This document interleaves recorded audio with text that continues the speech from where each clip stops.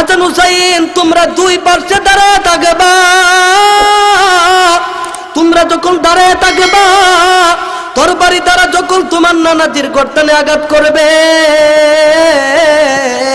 তোমাদের গর্দান তোমার নানাজির গর্দানের মধ্যে উপরে নিয়ে রাইখা দিবা। হাসান হুসাইন রাদিয়াল্লাহু তাআলা আনহুমা দৌড়ায়ার মসজিদে নববীর মধ্যে উপস্থিত হয়ে গেছেন। সাহাবী আয়েশা সেই তরবারি নিয়ে আসছেন। তরবারিটা হাতে নিয়ে আল্লাহর রাসূল সাল্লাল্লাহু আলাইহি সাল্লামকে ডাক দিয়া বলেন, ইয়া রাসূলুল্লাহ,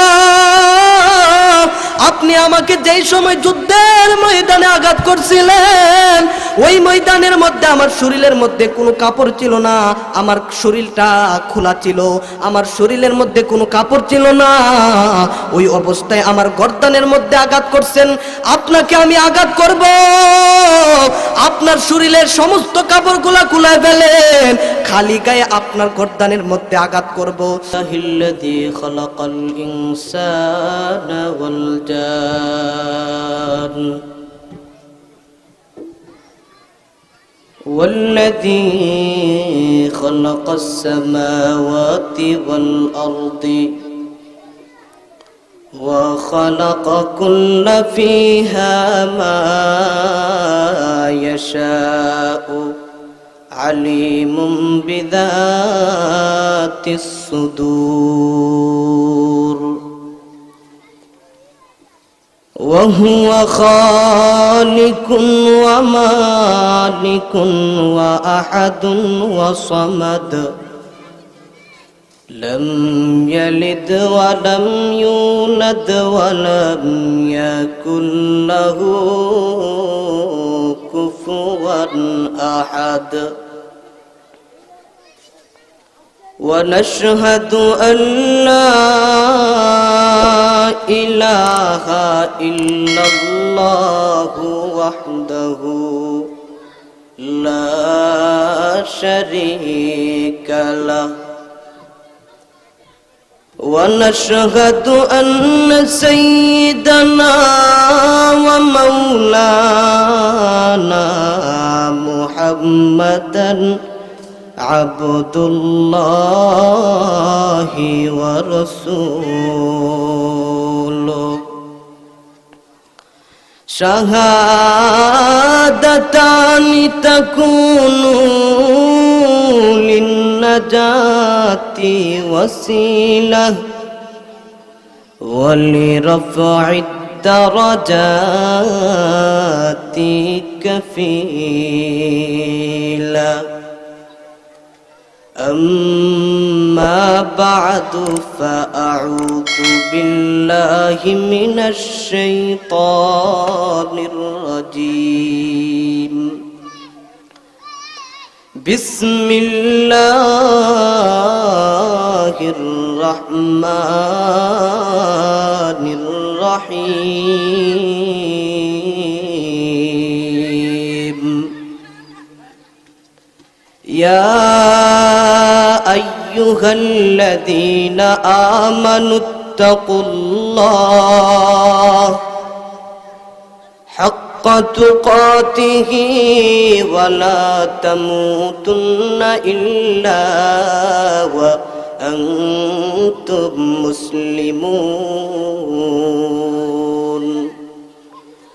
صدق الله المولانا العظيم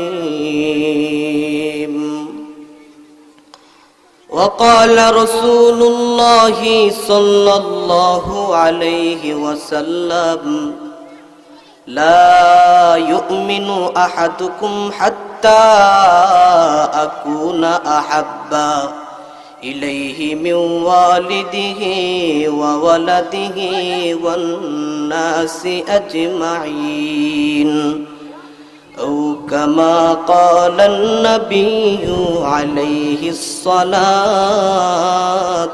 والسلام সকলে দুরূদ ইব্রাহিম পড়ি اللهم صل على محمد وعلى آل محمد كما صليت على إبراهيم وعلى آل إبراهيم إنك حميد مجيد اللهم بارك على محمد وعلى آل محمد كما باركت على إبراهيم وعلى آل إبراهيم إنك حميد مجيد हमारे दुरूद पहुँचा दो अल्लाह रोज़ा अत्हर में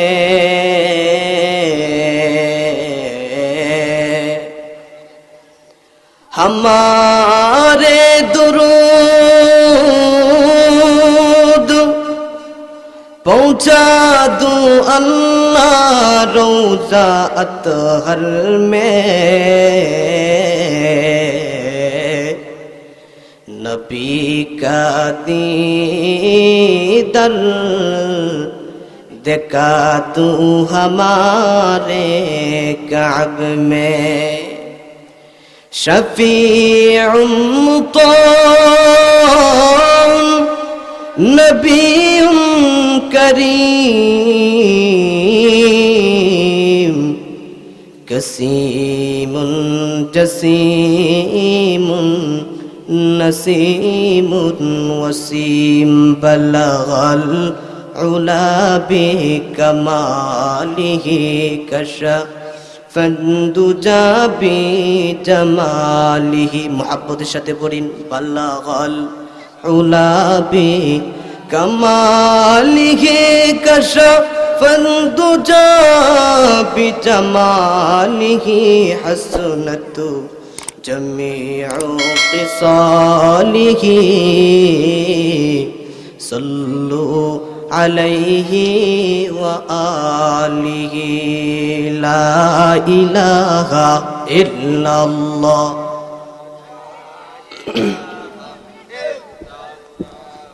ला इलाहा इल्लल्लाह ला इलाहा इल्लल्लाह ला इलाहा इल्लल्लाह ला इलाहा जिक्र करছেন ইব্রাহিম নবী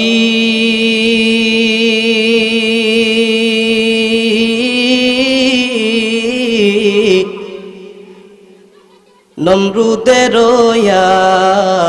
আগুনে ফেলি আগুন হইল ফুল বাগিচা আগুন হইল ফুল বাগিচা নবীর পশম জ্বলেন না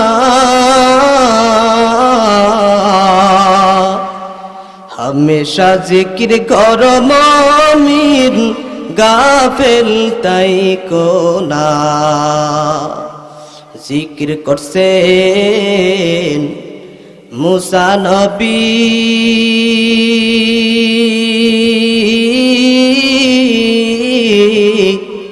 तुर पाहाड़े गेलेन चली खुदार नूरे पागार जले खुदार नूरे पागार जले नबी मूसा जलेन ना जिकिर करছেন मूसा नबी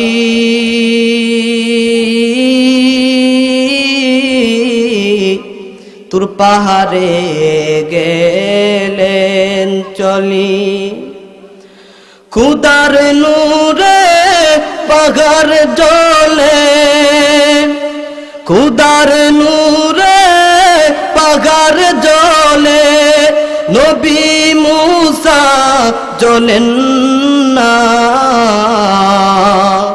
হামেশা জিকির কর মুমিন গাফেল তাই কোনা লা ইলাহা ইল্লাল্লাহ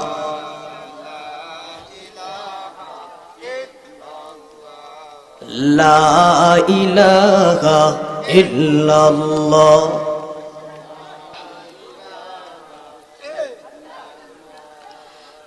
লা ইলাহা ইল্লাল্লাহু মুহাম্মাদুর রাসূলুল্লাহ। আলহামদুলিল্লাহ। ঐতিহ্যবাহী তিলিকান্দি খাদিজাতুল কুবরা রাদিয়াল্লাহু তাআলা আনহা মহিলা মাদ্রাসার উদ্যোগে আজকের আয়োজিত ইসলামী মহাসম্মেলনে উপস্থিত হযরত উলামায়ে কেরাম, আল্লাহ পাকের আশিকিন জাকিরিন মুআজ্জিন মুকিব্বিন মুরিব্বিয়ান আযম, মহান রব্বে করিমের দরবারে শুকর আদায় করছি যে আল্লাহ সুবহানাহু ওয়া তাআলা আপনাকে আমাকে অত্যন্ত দয়া করে, মায়া করে, মুহাব্বত করে ভালোবেসে দ্বীনি মজলিস, কোরআনের মজলিস, হাদিসের মজলিস, যেটা জান্নাতের বাগান, আপনাকে আমাকে আল্লাহ তাআলা বড় দয়া করে সেই মাহফিলের মজলিসের মেহমান বানাইছেন। এই জন্য কালিমাতুশ শুকুর দিল থেকে মুহাব্বতের সাথে আওয়াজ করে বলি আলহামদুলিল্লাহ। মুহতারাম হাজিরিন, বর্তমান জমানা বেশি ভালো না। যে জমানার মধ্যে ফিতনা ফাসাদ ভরপুর, যেদিকে তাকায় সেদিকে শুধু ফিতনা আর ফিতনা। ফিতনা ছাড়া সেই জমানাটা নাই। এই জমানা সম্পর্কে আল্লাহ রাসূল সাল্লাল্লাহু আলাইহি ওয়াসাল্লাম ১৫০০ বছর আগেই বলে গেছেন, এমন একটা জমানা আসবে যে জমানার মধ্যে প্রত্যেকটা মানব জাতি তার ঈমানটা নিয়ে দুনিয়ার মধ্যে বেঁচে থাকবে, এটা বড় মুশকিলের ব্যাপার। আল্লাহ রাসূল বলেন, ওই জমানার মধ্যেই বান্দার সকালবেলা থাকবে মুমিন, বিকালবেলা হয়ে যাবে কাফের। রাত্রে ঈমানটা নিয়ে ঘুমাইছে, সকালবেলা কাফের হয়ে উঠবে। বড় কঠিন জমানা। তো মুহতারাম হাজিরিন, সেই জমানার মধ্যে কিছু নেক আমল করার সুযোগ আল্লাহ তাআলা করে দিয়েছেন। এটা আপনার আর আমার জন্য ভাগ্যের বিষয়, এটা আপনার আর আমার জন্য কফার। সকলের ভাগ্যে জুটে না সেই নেক আমল করা। মাগরিবের নামাজ আদায় করলাম আমরা, মাগরিবের পরে একটা আমল করে আবার আরেকটা আমলের মধ্যে আমরা বসতে পারছি, এটা প্রমাণ করে আল্লাহ তাআলা আমাদের পূর্বের আমলটা আল্লাহ তাআলা কবুল করে নিচ্ছেন। সুবহানাল্লাহ। তো মুহতারাম হাজিরিন, সেই জামানা সম্পর্কে আল্লাহ রাসূল সাল্লাল্লাহু আলাইহি সাল্লাম বলেছেন, সাহাবায়ে কেরামকে লক্ষ্য করে বলছেন, ইন্নাকুম ফি জামানিন মান তারাকা মিনকুম বি উশরিন মা উমিরা বিহি। আল্লাহ রাসূল সাল্লাল্লাহু আলাইহি ওয়াসাল্লাম বলেন, সাহাবায়ে কেরাম, তোমরা এমন একটা জমানার মধ্যে বসবাস করছো যে জমানার মধ্যে আমি নবীকে দেখতে পাচ্ছ। কুরআন নাজিল হয় কিভাবে ওই জিনিসটা তোমরা দেখতে পাচ্ছ।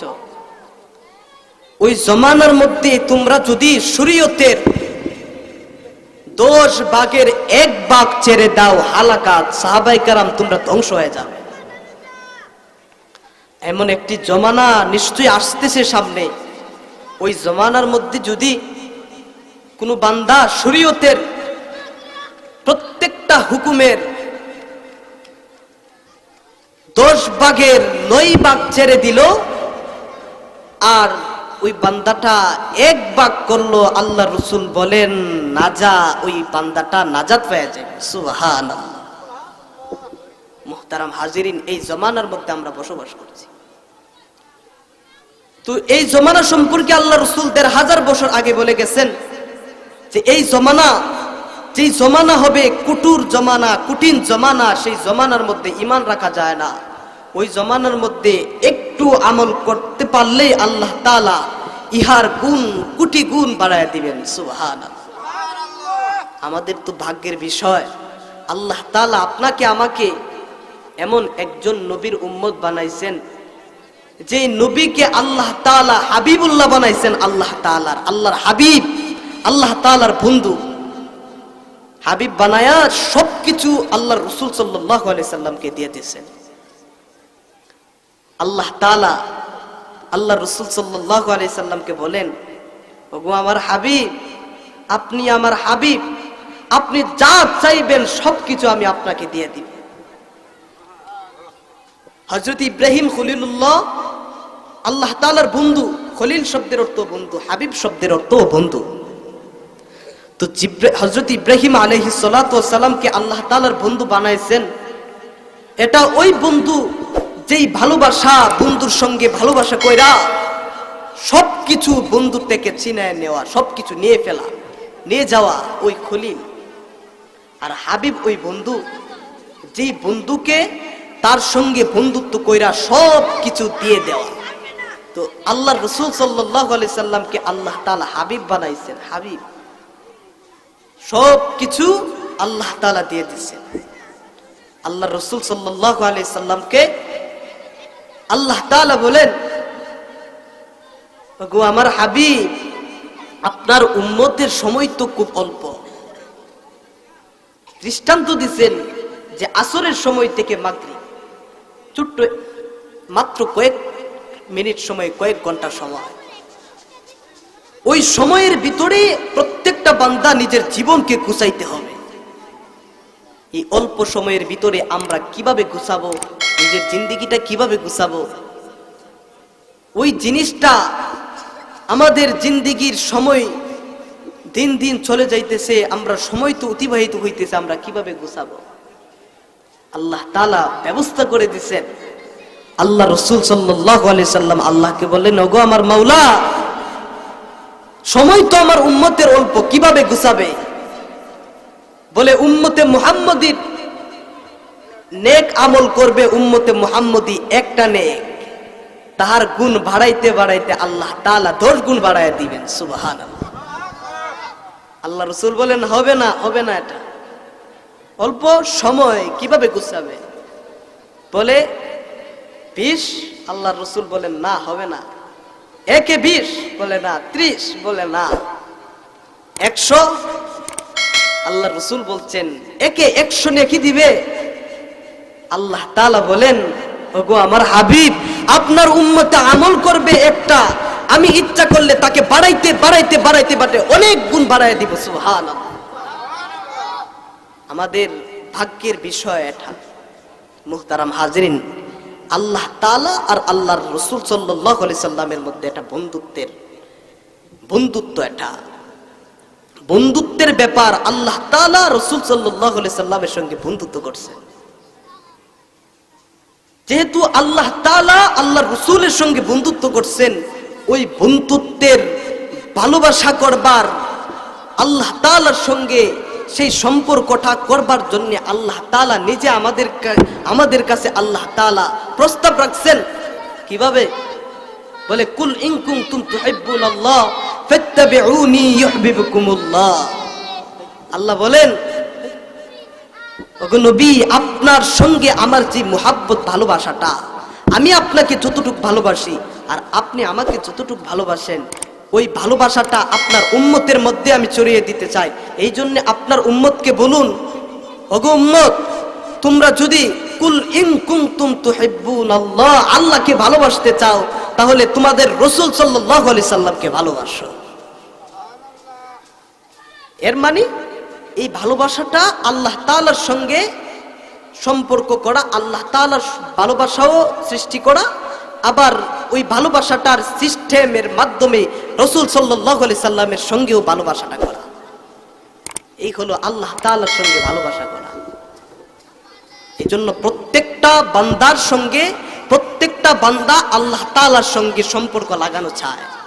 আপনাকে আমাকে মুমিন বানায় দুনিয়াতে পাঠাইছেন, সেই মুমিন সম্পর্কে আল্লাহ তাআলা বলেন, যারা আমাকে বিশ্বাস করলো, জান্নাত জাহান্নাম বিশ্বাস করলো, যারা ঈমান আনলো, তাদের বন্ধু, তাদের অভিভাবক স্বয়ং আমি আল্লাহ। সুবহানাল্লাহ।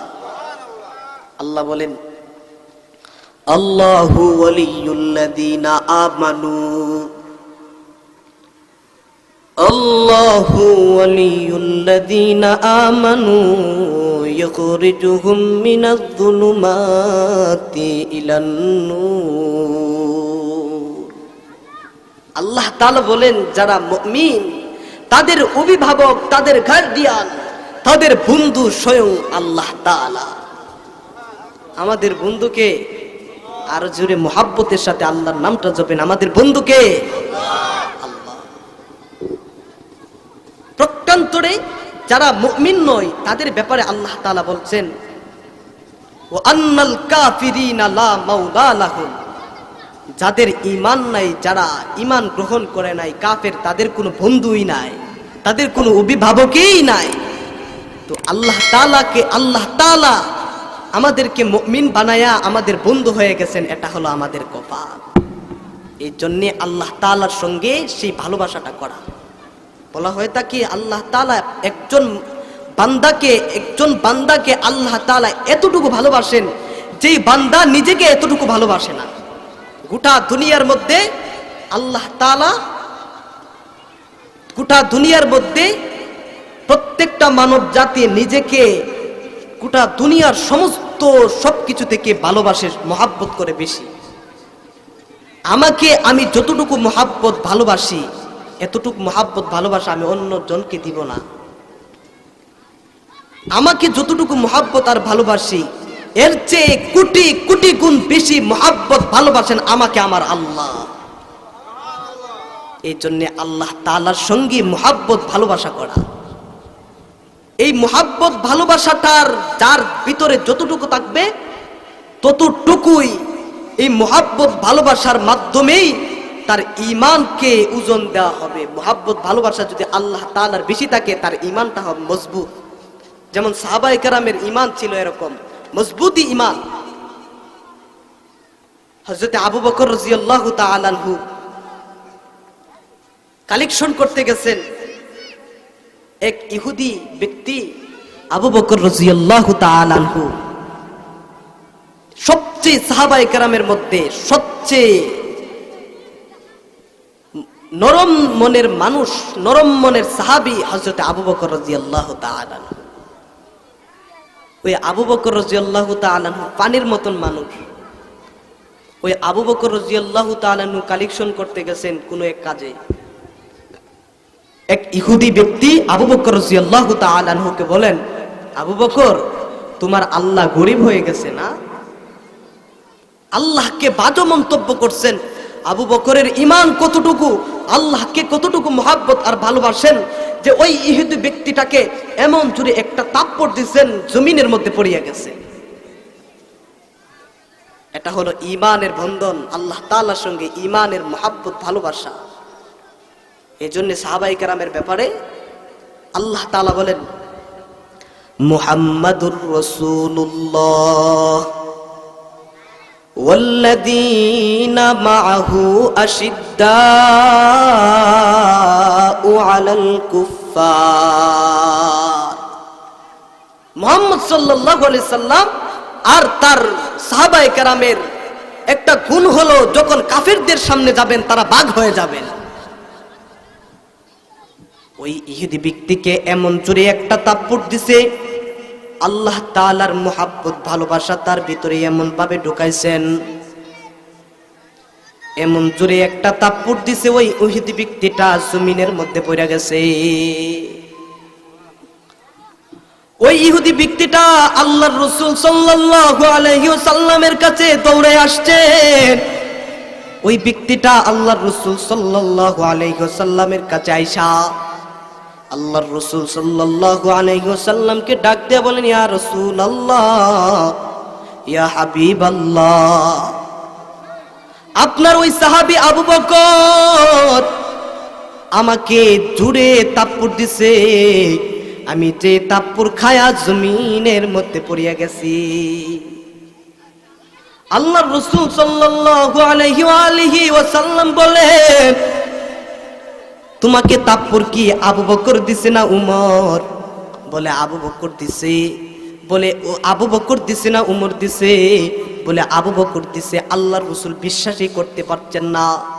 এত নরম দিলের মানুষ, এত নরম দিলের সাহাবী, সমস্ত সাহাবায়ে কেরামের মধ্যে সর্বশ্রেষ্ঠ নবীদের মধ্যে আমাদের নবী যেমন সর্বশ্রেষ্ঠ, আবু বকর রাদিয়াল্লাহু তাআলা আনহু সমস্ত মানব জাতির মধ্যে সেমন শ্রেষ্ঠ। আবু বকরে এমন কাজ করবে আল্লাহর রাসূল কল্পনাই করতেছেন না। বারবার ওই ইহুদি ব্যক্তিকে বারবার জিজ্ঞাসা করতেছেন, তোমাকে আবু বকর মারছে না উমর মারছে? বলে না উমর আমাকে মারে নাই, আমাকে তো আপনার সাহাবী আবু বকর আমাকে তাপ্পড় দিছে। এই মুহূর্তে আবু বকর রাদিয়াল্লাহু তাআলা উপস্থিত হয়ে গেছে। আবু বকর উপস্থিত হয়ে গেছেন। ওই উপস্থিত হওয়ার পরে আল্লাহর রাসূল সাল্লাল্লাহু আলাইহি ওয়াসাল্লামকে ডাক দিয়ে বলেন, ইয়া রাসূলুল্লাহ, আপনাকে আমি যেমন মুহাব্বত করি, আপনাকে যেমন আমি ভালোবাসি, আমার রাসূল, আমার আল্লাহ তাআলা, আমার মাশুকরে এমন ভালোবাসি।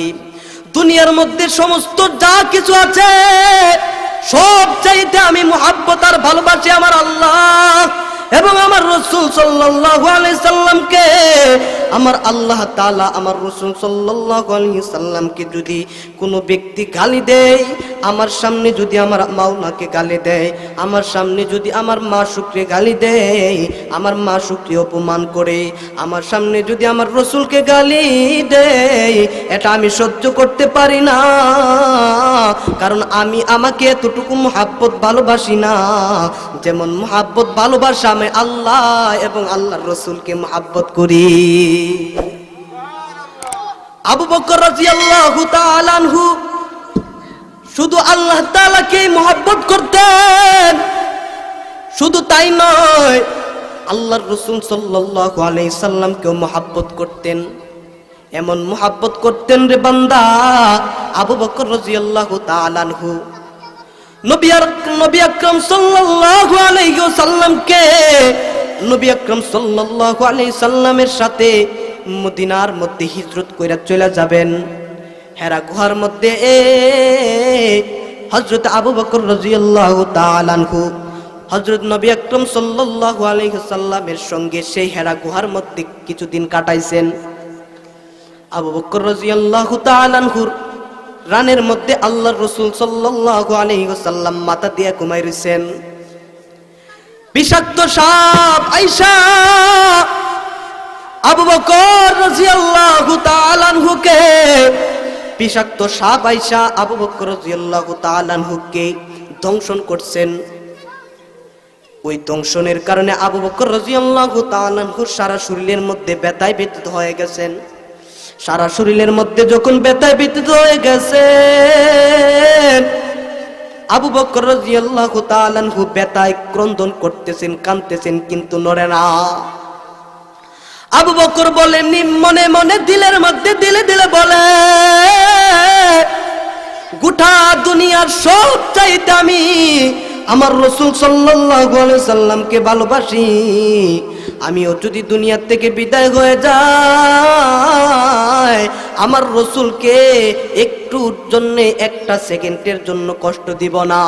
আমার রাসূল সাল্লাল্লাহু আলাইহি ওয়াসাল্লাম আমার প্রাণের মধ্যে ঘুমাইতেছে, আরামে আরামে ঘুমায় থাকো, আমি একটা মিনিটের জন্য, একটা সেকেন্ডের জন্য আমার নবীকে জাগাবো না। এই বলে আবু বকর ব্যথায় ব্যথিত হইয়াও কাঁদতেছেন, চোখের পানি পালায় পালায় কান্দেন। হঠাৎ করে আবু বকর রাদিয়াল্লাহু তাআলা আনহুর চোখের পানিটা আল্লাহর রাসূল সাল্লাল্লাহু আলাইহি সাল্লামের শরীরে পড়ে গেছে। চোখের পানি যখন আল্লাহর রাসূল সাল্লাল্লাহু আলাইহি সাল্লামের উপরে পড়ল, আল্লাহর রাসূল সাল্লাল্লাহু আলাইহি ওয়াসাল্লাম আবু বকরকে ডাক দিয়ে বলে, ওগো আবু বকর, তুমি কেন কাঁদতেছো? তোমার কি হয়েছে? বলে, ইয়া রাসূলুল্লাহ, ইয়া হাবিবাল্লাহ, আমাকে একটা সাপ আয়েশা আমাকে ধ্বংস করছেন। এই ধ্বংসের কারণে সাফে যখন আমাকে চুপ দিচ্ছেন, ওই চুপের কারণে আমার সারা শরীর ব্যথায় ব্যথিত হয়ে গেছে। আপনার সঙ্গে আমার মহব্বত ভালোবাসা, এই মহব্বত ভালোবাসার কারণে আপনাকে আমি একটা মিনিটের জন্যও আপনাকে আমি কষ্ট দিতে চাই না। এই জন্যে আমি আপনাকে আমার উড়াত থেকে আমার রানের মধ্যে ঘুমাই রইছেন, আপনাকে আমি জাগ্রত করি নাই। আমার জীবন চলে যাবে তো আপনাকে মহব্বত করব। আমি দুনিয়ার থেকে বিদায় হলে হইব, তবু আপনাকে আমি কষ্ট দিব না। এটা হলো মহব্বত ভালোবাসার বন্ধন, এটা হলো মহব্বত ভালোবাসার বন্ধন। সাহাবায়ে কেরাম আল্লাহর রাসূল সাল্লাল্লাহু আলাইহি সাল্লামকে কেমন মহব্বত করতেন, কেমন ভালোবাসতেন। আল্লাহর রাসূল সাল্লাল্লাহু আলাইহি সাল্লামকে সাহাবায়ে কেরাম মাত্র একটু চুমা দিবেন, একটু জড়ায় ধরবেন, এর জন্য আল্লাহর রাসূল সাল্লাল্লাহু আলাইহি সাল্লামের সঙ্গে বাহানা কইরা আল্লাহর রাসূলের সঙ্গে ওই সাহাবী, আল্লাহর রাসূলের এক সাহাবী ওই নবীর সঙ্গে বাহানা কইরা আল্লাহর রাসূলকে জড়ায়া ধরছেন। আল্লাহর রাসূল সাল্লাল্লাহু আলাইহি সাল্লাম মসজিদে নববীর মধ্যে আসরের নামাজ পড়া বসছেন। সমস্ত সাহাবায়ে কেরাম ওই মসজিদে নববীর মধ্যে বসছেন। যখন বসছেন, আল্লাহর রাসূল সাল্লাল্লাহু আলাইহি ওয়াসাল্লাম ওই সমস্ত সাহাবায়ে কেরামকে ডাক দিয়ে বললেন, ওগো আমার সাহাবায়ে কেরাম, তোমাদের মধ্যে এমন কোন ব্যক্তি আছো যেই ব্যক্তিটা আমার কাছ থেকে কোনো ঋণ, কোনো কিছু পাওনা আছো? একজন সাহাবী মসজিদের এক কর্নার থেকে দাঁড়ায়া বলেন, ইয়া রাসূলুল্লাহ, আপনার কাছ থেকে কিছু টাকা, কিছু পয়সা আমি পাওনা আছি, এটা দেয়া দেন। এই ঋণটা পরিশোধ করার পরে আবার আল্লাহর রাসূল সাল্লাল্লাহু আলাইহি সাল্লাম ওই মসজিদের মধ্যে সমস্ত সাহাবায়ে কেরামের সামনে আবার ডাক দিয়ে বললেন, সাহাবায়ে কেরাম, তোমাদের মধ্যে এমন কোন ব্যক্তি আছো যে আমার কাছ থেকে কোনো কিছু পাওনা আছো? একজন সাহাবী দাঁড়ায় বললেন, ইয়া রাসূলুল্লাহ, আমি আপনার কাছ থেকে পাওনা আছি। বলে, কি পাওনা? স্মরণ করায়া দাও। বলে, এমন কোন এক যুদ্ধের ময়দানে আপনি কাফেরদের সাথে যুদ্ধ করতেছেন, আপনার তরবারিটা নাড়ায়া নাড়ায়া কাফেরদেরকে আক্রমণ করবার জন্য আপনি সেই তরবারির আঘাত পালছিলেন, আর ওই আঘাতটা কাফেরদের উপরে না পইরা আমি আপনার সাহাবীর গর্দানের মধ্যে পড়ছিল। আজকে সেই প্রতিশোধটা, সেই পাওনাটা আমি আপনার কাছ থেকে নিতে চাই। আপনি আমাকে একটা আঘাত করছেন, ওই আঘাতটা আপনাকে আমি দিতে চাই। সমস্ত সাহাবায়ে কেরাম অদ্ভুতের মতন আশ্চর্য হয়ে গেছেন। একজন সাহাবী আল্লাহর রাসূলকে নিজের জীবনের চাইতে বেশি মহব্বত আর ভালোবাসেন, আর ওই ব্যক্তিটা বলে যে আমি রাসূলকে আঘাত করব তরবারির মাধ্যমে। এটা তো হইতে পারে না। আল্লাহর রাসূল মুস্কি মুস্কি হাসতেছেন, বলে, তরবারি নিয়ে আসো, আর তোমার সেই পাওনাটা আমাকে গর্দানের মধ্যে আঘাত কইরা তুমি পূরণ কইরা দাও। সুবহানাল্লাহ। মুহতারাম হাজিরিন, আল্লাহর রাসূল সাল্লাল্লাহু আলাইহি সাল্লাম ওই সাহাবী কি বলেন, ওগো সাহাবী, তরবারি নিয়ে আসো আর তুমি আমাকে গর্দানের মধ্যে আঘাত করো। বলে, তরবারি আমি নিয়ে আসবো না, আপনার যে তরবারি দ্বারা আমাকে আঘাত করছেন সেই তরবারিটা নিয়ে আসবো, ওই তরবারি দ্বারা আপনাকে আঘাত করব। সেই তরবারি কোথায়? আল্লাহর রাসূল বলেন, তরবারি তো আমার সঙ্গে নয়, তরবারিটা আমার কলিজার টুকরা ফাতেমা রাদিয়াল্লাহু তাআলা আনহার বাড়িতে সংরক্ষিত কইরা রাখছি। হযরত আব্দুল্লাহ ইবনে আব্বাস রাদিয়াল্লাহু তাআলা আনহুকে দিয়া আল্লাহর রাসূল সাল্লাল্লাহু আলাইহি ওয়াসাল্লাম ওই ফাতেমা রাদিয়াল্লাহু তাআলা আনহার বাড়িতে পাঠাইছেন।